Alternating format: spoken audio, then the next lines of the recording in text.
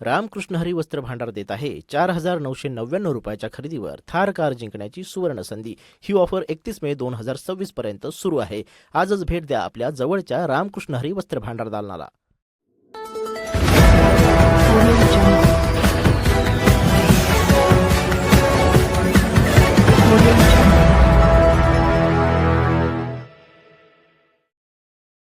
चालल्यात मग आपण नक्की कायचं राखण करतोय, कशाचं रक्षण करतोय?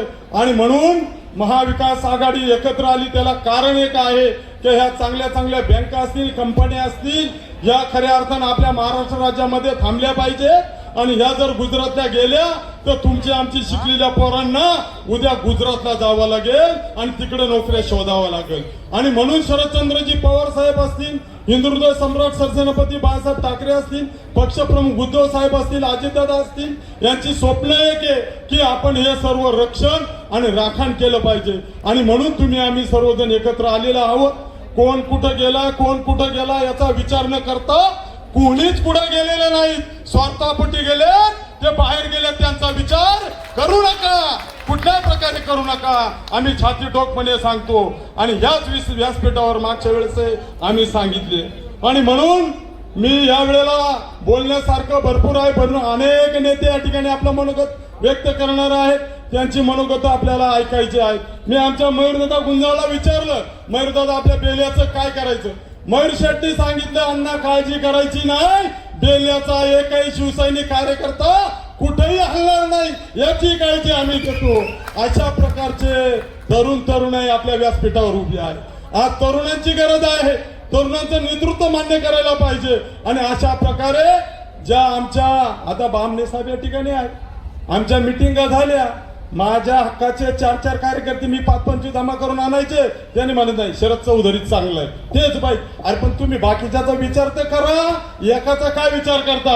आणि हा विचार करून आम्ही सर्वजण ह्या व्यासपीठावर आलेलो आहोत। आणि अशा प्रकारे हिंदुहृदय सम्राट सरसेनापती बाळासाहेब ठाकरेंचं स्वप्न करायचंय, पक्षप्रमुख उद्धव साहेबांचं स्वप्न साकार करायचंय, इकडे अजितदादांचं स्वप्न साकार करायचंय, शरदचंद्रजी पवार साहेबांचं स्वप्न साकार करायचंय।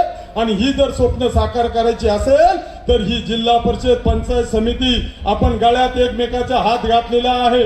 कुठल्याही प्रकारे भ्रष्टाचारी तुमच्याकडे येतील, तुम्हाला नको ते सांगतील, हे रान चांगलं पिकलेलं आहे, पण रान डुकरांचा सुळसुळाट झालेला हा तुम्हाला थांबावं लागेल, याची नोंद तुम्ही घ्या।